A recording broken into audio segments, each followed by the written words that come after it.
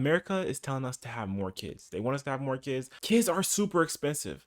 Before we even start this video, let's see how much it is to have a kid in America. All right, cost of having a child in America. I love Google because they have this new thing. It's like AI overview. The average cost of raising a child in the US from birth to age 18 is estimated to be $237,000, 482. Breaking down the biggest expense, housing. You gotta get a bigger house. You have more kids. Childcare is crazy. $300 a week, $400 a week for childcare. That's for one kid. Imagine you have two, $800 a week, $600 a week. That's crazy. Food, you have more mouths to feed. You got to buy more food. Transportation, you might need a bigger car. You have to have more gas for that car, more insurance. The insurance might cost more for that car. Healthcare. Now you can't be just by yourself. You have to have family healthcare, which costs more. Everything costs more when you have kids. Clothing, putting them in sports and activities. But America's saying we should have kids. I'm not gonna lie to you guys. We just had our first kid, and I'm like, that's it. I'm done. I'm good. I don't need to have 2 or 3 more to experience whatever I need to experience. Like, I'm happy with one because it hasn't been super expensive yet, but it's a lot of work and I know it's a lot of money. So let's see what they're talking about, why they want us to have more kids, because I don't feel like a lot of people are having many kids right now. I don't see too many people having 4, 5 kids. I mean, yeah, you see them on TikTok, but not every day. In everyday life, I'm not seeing that many people have kids. So let's see what they're talking about. America's fertility rates are hovering around historic lows, with approximately 1.6 births per woman over her lifetime. This is below the level needed to sustain the population, which is 2.1 births per woman. So we need more people to have kids to sustain the U.S. population. Actually projecting that about 1 in 4 young adults today will never have kids. That's valid. That's actually valid because I've talked to many people that said, I'm not having a kid. Why would I have a kid? Some people just know from when they're young, they don't want kids. They want to have their own life. They want to do their own thing. And I don't see anything wrong with that. With your personal preference of having kids, I've always wanted a kid. And now that I have one, I'm good to go. I don't think I need to have any more. There are plenty of us out there who are kind of concerned about the falling birth rate, both for kind of its impact on people's ordinary lives, as well as for the ways in which it'll affect our economy. I truly think that your purpose in life is to procreate. Like, that's kind of the purpose in every animal's life. I feel like is to have a child and then have that child do something in the world. So I think you should at least have one. I mean, if you don't want to have one, that's completely fine. Like, good for you, because that's a lot more money that you can put towards yourself, towards your own. That's a lot more time you have on your hands. But, you know, my personal opinion, I don't mind having a kid. And our government. And we will support baby bonuses for a new baby boom. How does that sound? That sounds good. I want a baby boom. Our population will, in the not too distant future, start to decline. And so that's why this is an issue. Population is not gonna, I don't think it's gonna decline, because people are always gonna be coming into the United States and they're gonna have kids. Like, yeah, maybe, you know, maybe the people living here now are having kids, but people are always migrating and entering the United States because people want to be here. This is one of the best places to be, especially when it comes to career or making money. Like, people are always gonna be coming here. I don't think there's a population issue, like people not having kids, okay, but there's gonna be people coming here with kids, and people are always gonna be migrating to the United States. So it's become more of a mixing pot, you know, but I don't think that's the issue. And for the economy, and politicians are starting to pay attention. The concern here in the US is that if we see kind of dramatic declines in fertility, we will eventually see also kind of a drag on our economy and our capacity to cover all sorts of government programs like Medicare and Social Security. Our population is sort of getting older on average. And what that means is we have the baby boomers who are, you know, in their older age years. So they are drawing Social Security, and they also have quite a bit of medical and care needs. And so the question is, how will we care for our aging population? It's very hard in modern US society to combine work and having kids. We have very little by way of support to families in this country. It is very difficult. Like, I think about this, like, if my wife was not working from home and having to watch our kid because she works part-time from home, he have to go to daycare because we don't have parents here. A lot of people are more transient. People are moving away from their hometowns. They're living alone in different cities, and they don't have the support, or parents are not able to watch their kids because they're not in the same city, or parents aren't able to watch their kids because they have to work. They're not able to retire. Here's why the government can't seem to convince Americans to start families. Because it's expensive, man. It's expensive. We're barely making it out here as it is. When birth rates fall, it affects the entire economy. One of the big drivers of economic growth is just having more people in your society, more consumers, more workers, more taxpayers. In East Asia and countries like Japan, for instance, that have seen below replacement fertility for a long while and are now actually just shrinking demographically, both in terms of the Japanese economy, there's been stagnation, but also in terms of the Japanese government having greater difficulty kind of paying the tab for the challenges they face in terms of quickly supporting an older population that is relying to an important degree on the Japanese government. With the worker to retiree ratio shrinking, Social Security and similar programs could struggle to remain financially sustainable. Okay. The Social Security trustees put out a report about how You always hear Social Security is not going to be around. So maybe because enough people aren't paying into it, because enough people aren't being born into the United States to pay into Social Security, it might not be around. But if you follow this channel and you listen to my financial tips and my financial reasoning, you should know that you should be investing and not relying on Social Security by the time you get of age to get it. You should have enough in retirement by the time you get Social Security. And if you get Social Security, it's just a bonus. It's just a coffee in the morning. It's just an extra trip. It's an investment. Who cares about Social Security? Because you should have your investments to live off of. stay solvent. I think the current estimation is If you follow this channel, if you're financially smart, you should know this. 2033. So people are worried about that. What's interesting though is that the lever that we are trying to force on people now is people should have more children. So that then eventually 20 years from now or so, we'd have more workers who would then be paying into it. That's so selfish of the United States. Have more children so we can have more people that will work and pay for our economy, pay into our society. But then that person had more children, 20 years later, they're going to be still working, and then their children going to take care of them because they can't retire because they have so many children and so little bit of finances and so little bit of resources, only a limited number of resources that they can't even afford to invest into the future because they have too many kids. You're screwing yourself if you have a lot of kids and not a lot of money. It seemed like a very efficient system to me because it doesn't solve the short-term solvency problem.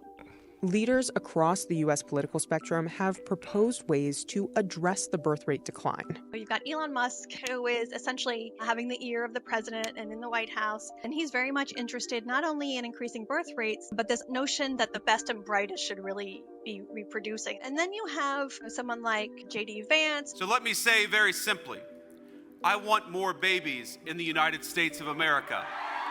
Who That's have, crazy. I would say, a more sort of religiously or conservatively oriented bent about this. So it's not just about increasing births, but it's about increasing births within sort of a traditional family. So marital status is really important to this group. If I'm not in a financially good place, there's no incentive that you're going to give me to have more kids.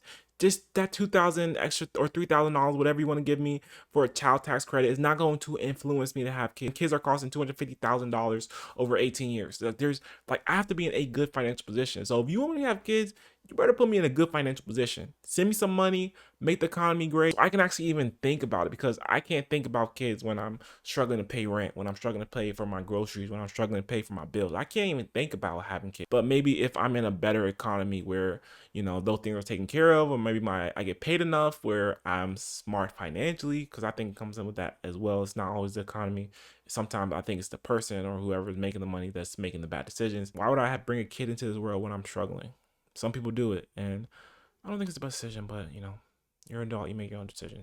We had the Democrats pushing really hard for an expanded child tax credit. Now the Republicans come out with something called a baby bonus. That's what the New York Times reported. That would be $5,000 allegedly at the time a child is born. This is a pretty...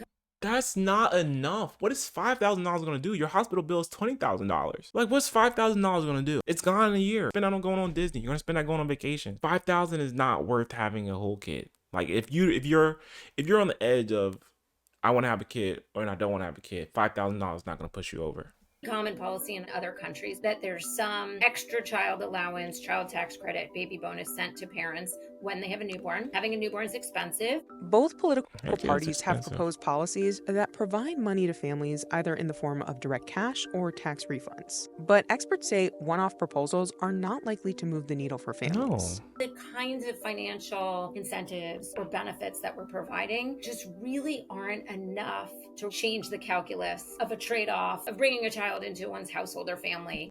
I'm sorry I keep pausing, but when you experience a child and everything that comes with it, you're going to realize there's no financial incentive that someone can give you to go through with having a kid. Like, and I might sound like I love my child and I'm so happy that we had them, but imagine having 2 or 3 at around the same age.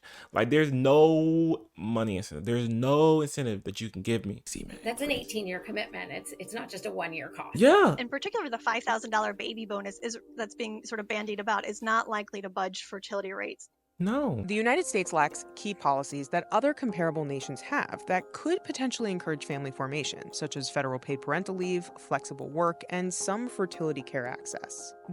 Even parental leave is 3 months. You still have 18 years to take care of your child. Like, U.S. offers less cash and services than the average OECD country. However, it is above average when it comes to providing tax breaks for families with kids. Research suggests to us that these were family studies that markedly increasing like the child tax credit can have a modest but noteworthy effect on... Let me tell you what we do with our child tax credit. If we ever get money back from our taxes, we put it to his 529. If child tax credit is $2,000, we're putting $2,000 to his 529. We're not even pocketing that. We're just investing it. You know why? Because we have our investments taken care of. Because we're focused on investing and spending quality time and, enjoying ourselves while we're getting there. First, what we estimate is that if we were to increase, for instance, the child tax credit to $4,500 per child, it's about $2,000 right now. That would lead to an increase in fertility of between 3 and 10%. On the one hand, it's a modest number. On the other hand, if you kind of look at that effect over the course of the century, we're talking about millions and millions of extra kids being born because of this additional financial incentives. But even wealthy countries with stronger social programs continue to struggle with low birth rates. France really has been spending a lot on pro-family policies. They now have one of the higher fertility rates in Europe. It's still not above 2, it's still low. How much of their policy emphasis actually helped sort of stall out the decline so they're in better shape than some other countries is a really difficult empirical question to answer. But I do think it might be a glimmer of, optimism on the policy front, suggesting if we really do a lot to support families, we at least might be able to stall out the birth rate decline. Many governments have attempted to influence or even limit their citizens' family formation practices, such as Japan's recent pro-natalist campaigns or China's one-child policy. But studies have found that these policies may have unintended consequences. It's hard to imagine a scenario where the government can say to people, well, we just really need you to have kids because it's important for our country. Sort of a take one for the team, patriotic kind of Bro, I am not thinking like, about y'all. Not probably gonna I am happen. selfish. I don't got time to think about America. I got to worry about my bills. I got to worry about paying this mortgage next month, this car payment. I can't worry about the American people. I worry about myself. Have kids for the country's sake. Yeah, right. In China, they're trying it in Japan, they try it in Italy, they try it in Hungary. It doesn't actually work. America's birth rate used to be higher, but it was partly driven by unintended pregnancies, especially among teenagers. We have actually spent years, decades, and millions of dollars from the federal government trying to reduce our teen pregnancy rate, which was much higher than other industrialized countries. And so I think that's a good news story. The downside is births at older ages have not risen enough to offset the declines we're seeing at these very young ages. And so that has driven our overall fertility rate lower, although we all are seeing increases in births to women in their 30s and even in their 40s. Well, I think this timing issue is also another question. Has this sort of delay in adulthood, the delay in people feeling like they can find a partner, they can afford a house, is all of that pushing childbearing to such a late age that people are going to wind up having fewer children than they... I'm not going to have a kid if I have a roommate. Like, if I live in a big city and I have to literally have a roommate to live, I'm not thinking about a kid. But maybe if I can live on my own, if I can make it out here on my own, and maybe I have like $1,000 or $1,500 extra saved a month, I might be thinking about a child now. I might be thinking about, finding me a life partner. But if I'm barely out here making it, dude, kids are not even in the picture. Policy question, is there anything policy can do about that to make people feel like they don't have to wait until their 30s to get started having a family? And this isn't to say people should start having kids earlier if they don't. And I think people wait in their 30s to have a family because they want to experience things and they want to, travel and do things before they do. So I don't think it's always like, oh, I don't have enough money now. I have enough money in my 30s. I think a lot of times it's just like, oh, I want to do stuff now and I want to experience things now before I have a child, because people think that when you have a child, experiences just stop. Like, you're not able to travel no more. You're not able to live your life, which I don't think is true at all. We've been on 2 vacations with our kid. It is definitely a little bit more tighter. Want to, but are there people who would start having kids earlier if it weren't at the same time that a lot of work demands were placed on people? If it were easier to afford a house before you got to your late 30s? Are there policy and institutional changes we could make there? The Trump administration has vocally supported increasing access to IVF. However, it also cut funding for IVF research. The White House did not respond to CNBC's request to participate in this report. In thinking about the role of IVF in increasing fertility. Well, that's contradictive. IVF is actually pretty complicated. We have companies telling young women, work like crazy during your 20s, and don't worry, we pay for you to freeze your eggs because you can do IVF later. I'm not sure that that's actually going to lead these women to have more children. I think in some sense, we're really forcing the trade-off. To the extent we're setting up an expectation that people can delay childbearing to their late 30s, in the end, it might actually exacerbate the low fertility rate or people having fewer children than they sort of ex ante would have liked to have. Common for fertility to decline during economic uncertainty. It usually rebounds once the shock ends, but birth rates did not recover after the Great Recession. And that kind of caught a lot of demographers around the world flat-footed because it also didn't happen in other countries. So this goes against a lot of this demographic history that we have, which led people to start thinking, okay, what exactly might be happening? Even with stronger economic support, experts say America faces a deeper, more complex problem, a cultural shift in how people view parenthood itself. More and more young adults are kind of assuming that what matters for them is, their education, their money, and especially their careers is kind of like the source and summit of their lives. And so it'd be helpful for us to kind of move more in the direction of a country like the Netherlands, where part-time work for moms is very common, as a way to kind of, maximize both their opportunity to have a foot in the labor force, but also to kind of give their kids and their families the attention that they think they need and they deserve. So I think that's certainly one answer to this challenge of kind of women, motherhood, and work. It's not selfish for women to want to pursue work.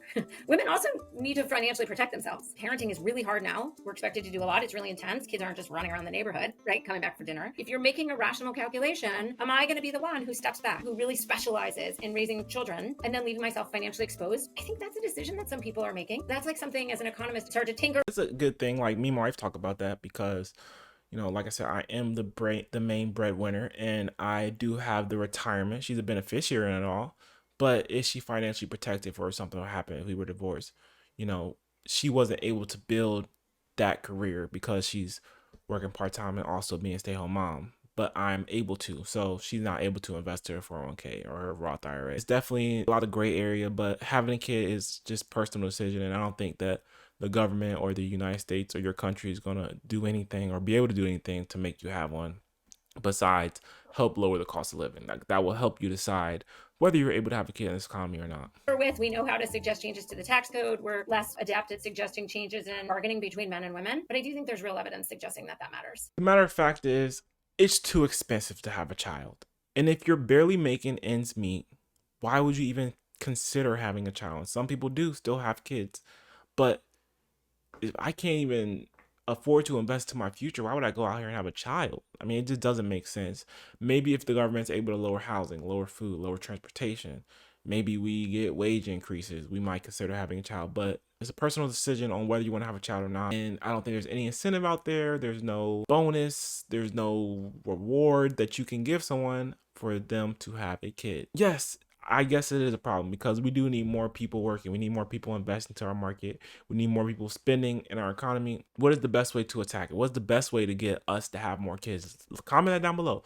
What do you guys think is the best way to get Americans to have more kids? And should we have more kids? Hope you guys enjoyed this video. If you did, leave a like, subscribe to my channel, and I'll see you guys in the next video.